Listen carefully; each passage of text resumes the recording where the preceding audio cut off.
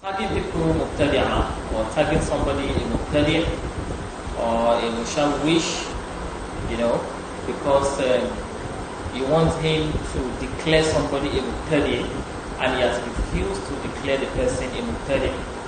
So as a result, you declare him a mubtadi'.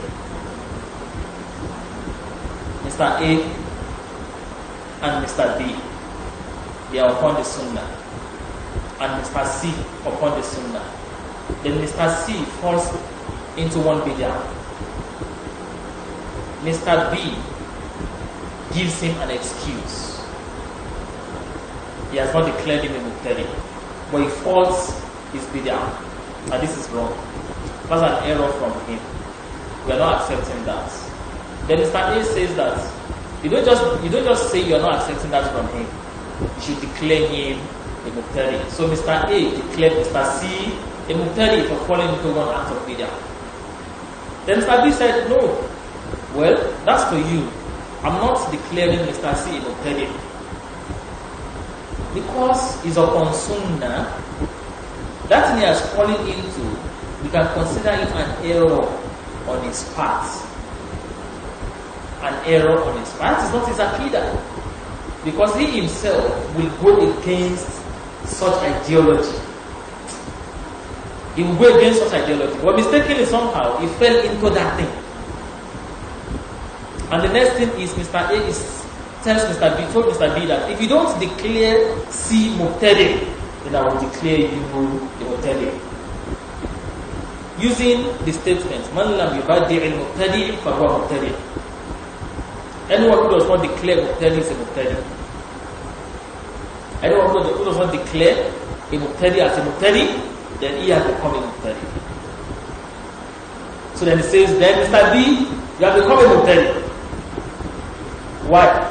Did he fall into any bid'ah? No. But because he did not declare Mr. C a mubtadi', then automatically he has become a mubtadi'. This is nonsense. This is not the way of the Salaf. This is not the way of the Salaf. In fact, this is not the way of the companions. Neither was it the way of the Prophet himself, sallallahu alaihi wasallam. The scholars will not practice it that way. And that's exactly what those you call the Su'afiqah and the Musa'afiqah have used to scatter the whole thing as far as manhaj of Salafiyah is concerned. They have caused problems across board in different countries where you have the Salafiyun. Based on these ideologies of somebody, one scholar has fallen into an act of bid'ah, some set of people said he has become a mubtadi', some set of they're saying, no, he has not become a mubtadi'. They are giving him some certain excuses. And these are saying that if you are giving him excuses, they will declare you mubtadi'ah, all of you. As in, who does that? If this is how the Prophet related with the companions, maybe he would have declared a lot of them kuffar. But he did not. The fact that a scholar falls into an error, which is bid'ah, does not make him a mubtadi'. That has not made him a mubtadi'. Is that his ideology? Is that what he promotes? When he talks, when he gives khutbah, does he promote it? When he gives lecture, does he promote it? When he does tafsir, does he promote that thing? If you cannot say yes to all these questions, then you cannot declare him mubtadi', for Allah's sake. You can only say he has fallen into an error. You condemn the error. You don't accept that error, but you leave him a Sunni. He's a Sunni. But when you check his khutbah, he talks against the government, for example, on the minbar. When in his halqa, he speaks against the government. In his books that he writes, he speaks against the government. He writes against the government. Everywhere he goes, he talks against the government. That is what?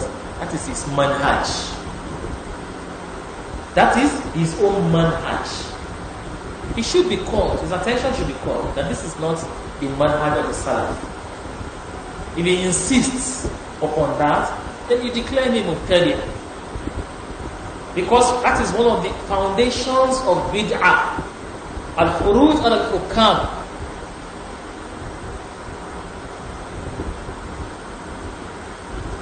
But a scholar does that once in his khutbah. It could be sarful lisan. You know, that may not be intentional. Hamasa at times, the way we speak and we get carried away with our speech can make us utter some statements unintentionally. Like you don't mean to utter those statements. They have come out already. You cannot pack it and put them back into your mouth. It's not possible. You have uttered them, you have said this already. At times you see some things later when you are listening to yourself. Subhanallah, I said this. But somebody calls your attention to it. So somebody, you know, those, like those words you have mentioned in the lorry there, that, he said this, mashallah, that is what you have been looking for. And the next thing is to write a piece about him, so-and-so Sheikh from so-and-so state, this is what he said, and this is what the scholar said about anybody who talks about against the rulers on the minbar, start bringing the statement of Husaymin, the general statement of Ibn Baz, Al-Albani, the scholars generally, Imam Ahmad, you know, Ibn Taymiyyah, they start bringing all this together to combat the Sheikh who has fallen into that error, which is not his ideology, which is not his manhaj normally. That if the affair of that Sheikh is put forward to those scholars, they have brought their statements, they will never declare him a mubtadi'. Because those statements are general statements that are meant for those who are staunch mubtadi'ah, who are known with khuruj al-hukam, like the Ikhwan al-Muslimun, the Khawarij generally. So if you start bringing the statements of scholars about those people upon your own teachers, your own scholars here, because of one error or the other he has fallen into, which is not his manhaj. You can see I'm reiterating that. Which is not his manhaj. How do we know it is not his manhaj? He doesn't say it in his member, he doesn't say it in his lectures, he goes against it always.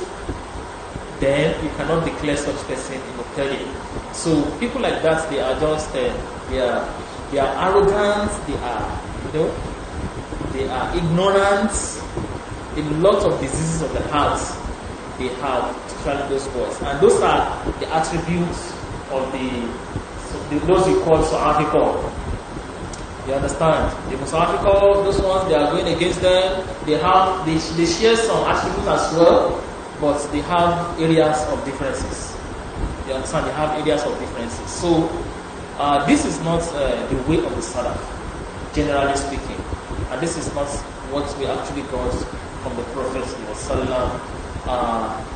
The du'at to this deen, those who are calling to this deen, they should have mercy for the people. They should be merciful with the people. The Prophet was merciful with the people. He wanted hidayah for them, not dolala. He wanted guidance for them. He was willing for them to be guided. He did not harbor hatred for them, to the extent that Allah had to tell him, إِنَّكَ لَن تَهْدِي مَنْ أَحْبَبْتَ. You cannot guide the one you love, because of the wish and the willingness of the Prophet to guide them. وَلَكِنَّ اللَّهَ يَهْدِي مَنْ يَشَاءُ. But Allah guides the one He wills. What is this kind of da'wah? That is da'wah of sending people away from Sunnah. What they are more interested in is who can we expunge away from the Sunnah today. Huh? One of them, sometime maybe last year or last 2 years, I can't remember, he just wrote on Facebook that he has, you know, the atmosphere was calm about Al-Sunnah. Nobody was saying anything about it. Then he came up, he didn't like the way the atmosphere of his book was calm. He came up and said that I think there is need for us to check this deen communication now. Let us know their ideology and expose them to the world. Say, what is wrong with this one? Don't you like calmness in the atmosphere? Do you just want to make people to just be worried about what to follow, what to listen to, what not to listen to? The one who wrote this thing, what does he know about the deen? He knows nothing. He knows next to nothing.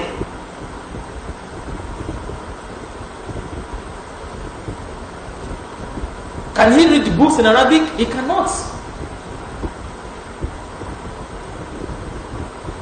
So what yardstick does he have to measure who is upon righteousness, who is upon Sunnah, who is not upon Sunnah?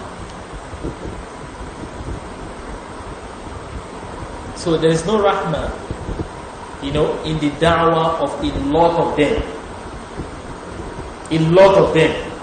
There's no rahmah in the da'wah they call people onto. They are not merciful with the people in calling them to the deen. They want to be harsh. And they will ascribe that thing, that harshness, to Salafiyya, as though it was a revelation from Allah subhanahu wa ta'ala, as though that was how the Prophet related with all the companions. The Prophet was merciful to the companions. We have them in various ahadiths. Allah subhanahu wa ta'ala forgive us our shortcomings and accept our ibadats. Allah.